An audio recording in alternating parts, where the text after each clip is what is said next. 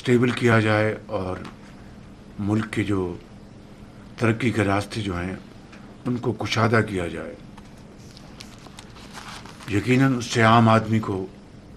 بہت مشکلات پیش آئیں، بڑی تکلیف آئی، اور میں سمجھتا ہوں کہ میں اپنی طرف سے اور پوری کابینہ کی طرف سے پاکستان کے 24 کروڑ عوام کا شکریہ ادا کرنا چاہتا ہوں، جنہوں نے بڑے صبر اور تحمل سے یہ جو ایک مہنگائی تھی اس کو برداشت کیا اور صبر اور تحمل سے کام لیا۔ الحمدللہ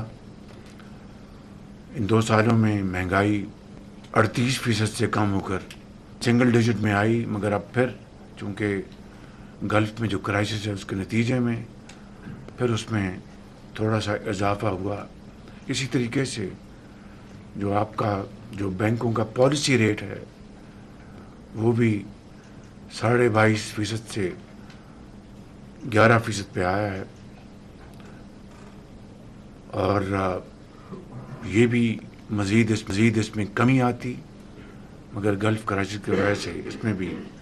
ہمیں مشکلات کا سامنا کرنا پڑا۔ بہرکیف ہمارے جو مین جو اکنامک انڈیکیٹرز ہیں وہ آپ کے سامنے ہیں۔ اس میں مزید جائے بغیر یہ کہنا چاہتا ہوں کہ آج ان تمام تر چیلنجز کا مقابلہ کرتے ہوئے آج ہماری جو اکانومی ہے وہ اسٹیبل ہے، اور امید کی جانی چاہیے کہ یہ تیسرا بجٹ جو آپ کی منظوری کے بعد انشاءاللہ پیش ہوگا اس سے ہماری معیشت کا پہیہ جو ہے وہ تیزی سے گھومنا شروع کر دے گا، بشرطیہ کہ ہم سب مل کر دن رات شبانہ روز محنت کریں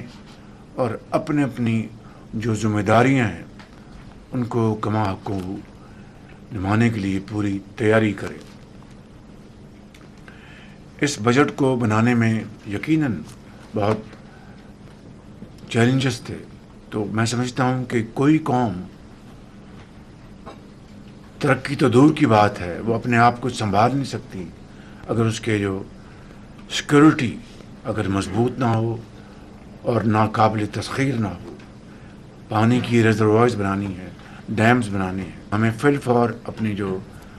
انڈیجنس انرجی کے ہمارے جو ذرائع ہیں ان کے اوپر ہم فوری طور پر تیزی سے قدم بڑھائیں، جس میں آپ کی سولر پینلز ہیں، آپ کی اپنی ونڈ آپ کی ہے، اب بیٹری بھی آ چکی ہے جو کہ بڑی مناسب داموں پہ ملنا شروع ہو گئی ہے۔ تو ان تمام معاملات کے لیے آپ کو فنڈ چاہیے۔ چنانچہ میں اختصار کے ساتھ یہ کہنا چاہتا ہوں کہ پچھلے 1.5 مہینے میں صوبوں کے ساتھ بڑی بھرپور ہماری انٹریکشن رہی، صوبہ پنجاب کے ساتھ، صوبہ سندھ کے ساتھ، صوبہ بلوچستان کے پی کے ساتھ، اور اس میں ان کو بتایا گیا کہ کس طریقے سے وفاق کو اس وقت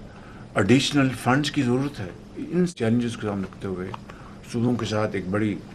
میننگ فل ڈائلاگ شروع ہوا۔ میں نے پرسنلی بھی صوبہ پنجاب کے ساتھ جا کے ان کو اپنی ٹیم کے ساتھ ساری صورتحال پیش کی، اور میں بہت شکر گزار ہوں میاں محمد نواز شریف صاحب کا، اپنے قائد کا، اور وزیر اعلیٰ پنجاب مریم نواز صاحبہ کا، جنہوں نے فیڈرل گورنمنٹ کی اور ملک کے لیے جو جائز جو ہماری جو ریکوائرمنٹس ہیں، جو ہماری جو پریسنگ نیڈز ہیں، اس کے لیے انہوں نے کشادہ دلی کا مظاہرہ کیا، اور ایک اچھے انداز میں انہوں نے کہا کہ ہم فیڈرل گورنمنٹ کی اس جو چیلنجز ہیں ڈیفنس کے، واٹر سیکورٹی، اس کے لیے ہم تیار ہیں۔ اسی طریقے سے پھر ہم نے صوبہ سندھ سے بات کی، میں خود اور ہماری ٹیم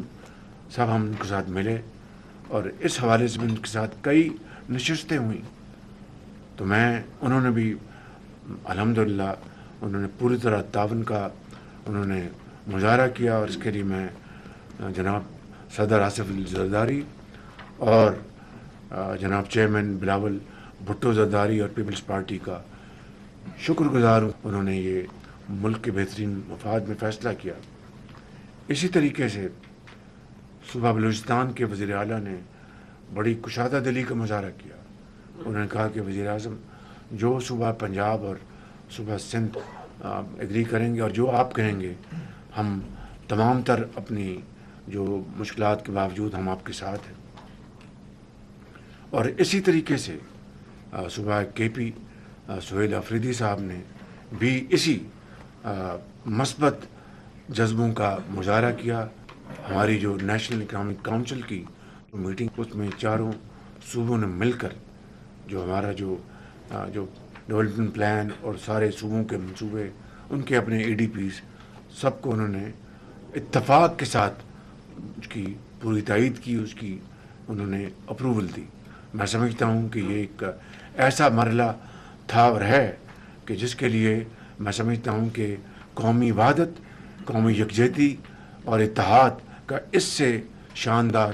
ثبوت نہیں مل سکتا. اور اس کے لیے میں اپنی پوری ٹیم کا شکریہ ادا کرنا چاہتا ہوں, جہاں پر میں نے صوبائی قیادتوں کا اور اپنی لیڈرشپ کا شکریہ ادا کیا ہے. اسی طریقے سے میں اپنی فیڈرل گورنمنٹ میں اپنی پوری ٹیم کا شکریہ ادا کرنا چاہتا ہوں. اور میں صوبوں کے ساتھ جو ڈائلاگ جاری رہا اس حوالے سے اور دوسرے حوالوں سے جناب deputy prime minister Ishaq Dar صاحب کا, جناب فنانس منسٹر محمد اورنگزیب صاحب کا, اور اپنے لاء منسٹر اپنے رانا ثناء اللہ صاحب کا, جناب چودھری ڈاکٹر احسن اقبال صاحب کا, اور درجہ بدرجہ تمام منسٹرز کا, سیکرٹریز کا, ان تمام احباب کا, ڈیفنس منسٹر صاحب کا, آپ سب کا میں درجہ بدرجہ فردن فردن اور اجتماعاً دل کی گہرائیوں سے شکریہ ادا کرنا چاہتا ہوں کہ آپ کی معاونت کے بغیر یہ کام ممکن نہیں تھا. بالکل میری گزارش ہے کہ ان سب کے لیے آپ بھرپور تالیاں ان کے لیے تحسین پیش کریں کہ انہوں نے اس میں بہت ہی شاندار کام کیا. آج ٹیکس ریلیف اور معیشت کو آگے بڑھانے کے لیے جو اقدامات ہیں وہ بھی آپ کو پیش کریں گے, لیکن یہاں پر میں اپنی بات ختم کرنے سے پہلے یہ عرض کرنا چاہوں گا, ہماری ٹیم نے آئی ایم ایف کے ساتھ شبانہ روز ان سے کام کیا اور بڑے بڑے لمبے ان کے مکالمے ہوئے. تو چنانچہ آخری مکالمہ